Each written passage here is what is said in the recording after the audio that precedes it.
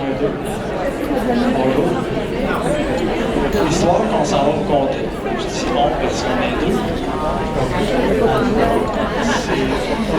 L'histoire a commencé quand un beau jour, le général Kent et son ingénieur Frédéric Fournier sont descendus dans la vallée de la Matapédia pour y rencontrer le chef de la gang, l'Indien Parot.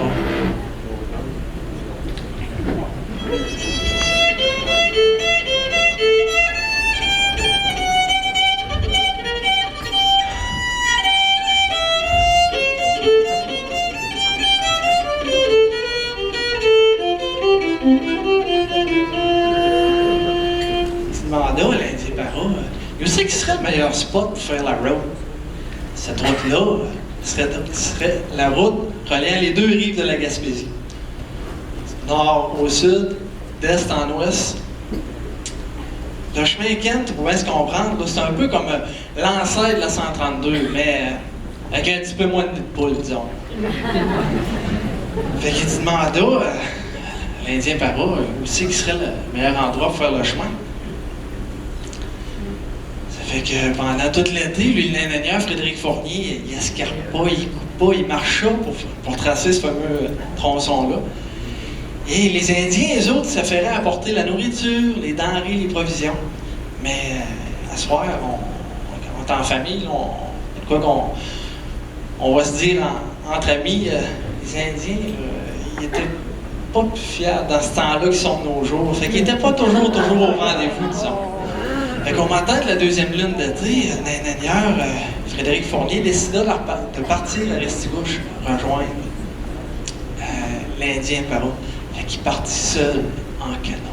Ouais, seul en canot.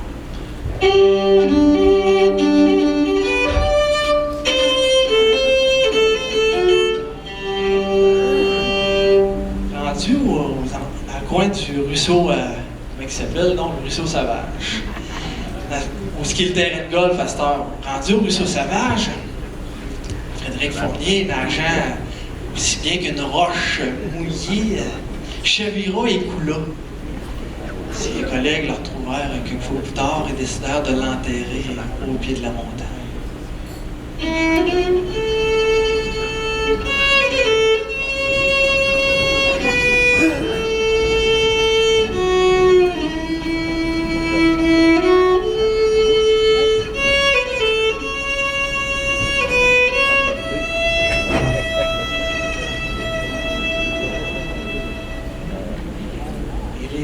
Un an, jour pour jour après le drame, les Indiens du début, là, y arrivèrent. Un petit peu en retard, hein? Les Indiens arrivèrent et voulant rapatrier le corps à Québec, décidèrent de le déterrer. Hey, les vents se levaient, les goélands, là, ils se meurtrirent. Puis un bel arbre qui est direct à côté de la dépouille se déracina et tomba. Direct où c'est que l'ingénieur est enterré. L'Indien Parot, il prit l'arbre et le mit dans son canon. Il entendit un gros, je vous le ferai pas parce que je suis au micro, boum! Et les roches se mirent à descendre de la montagne.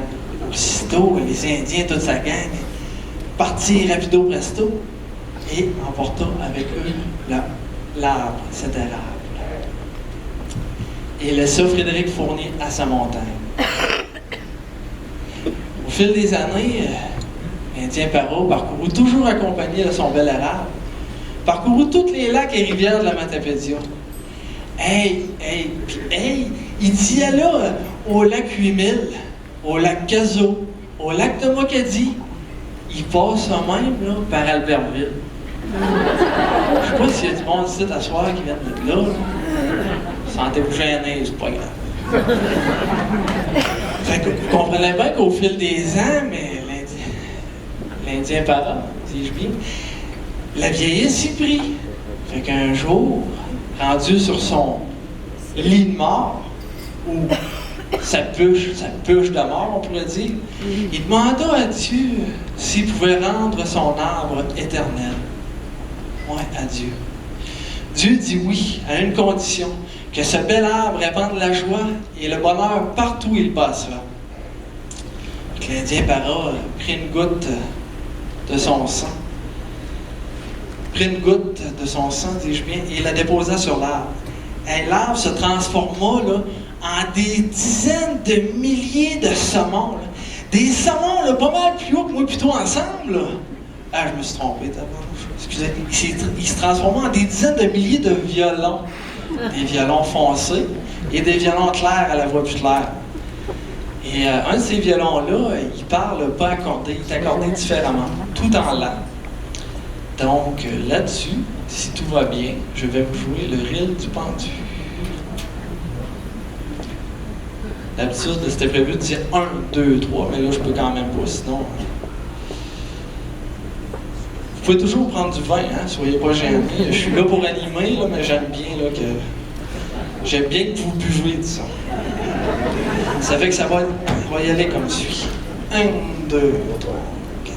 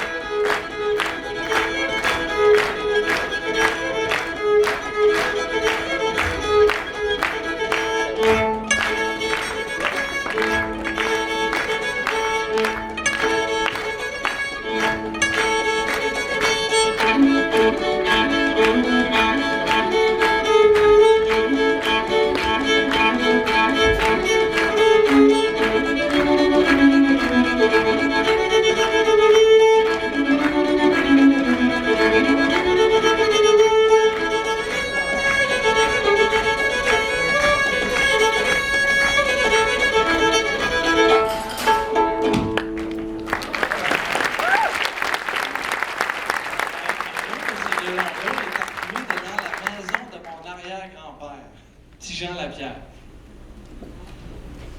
Je ne l'ai pas connu personnellement. Et moi et lui, on se parle depuis bientôt plusieurs lunes. Et ce soir, j'aimerais spécialement lui dire,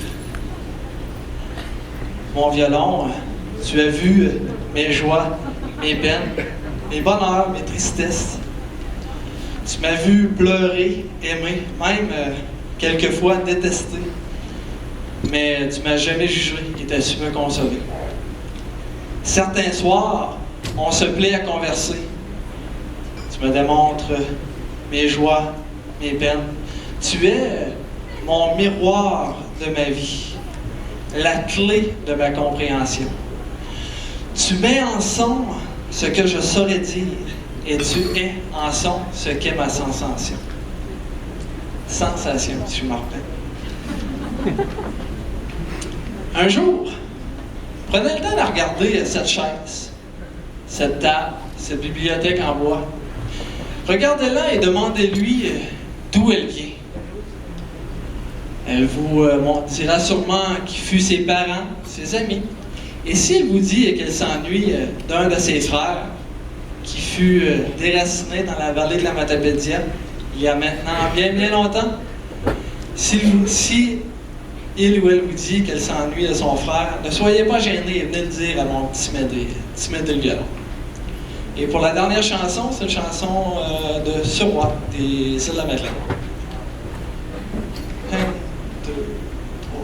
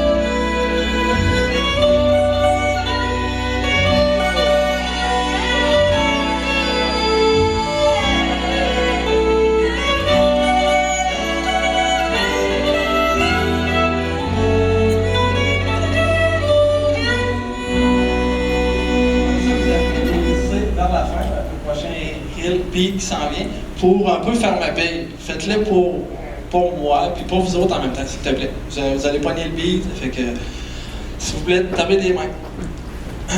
1, 2, 3, 4.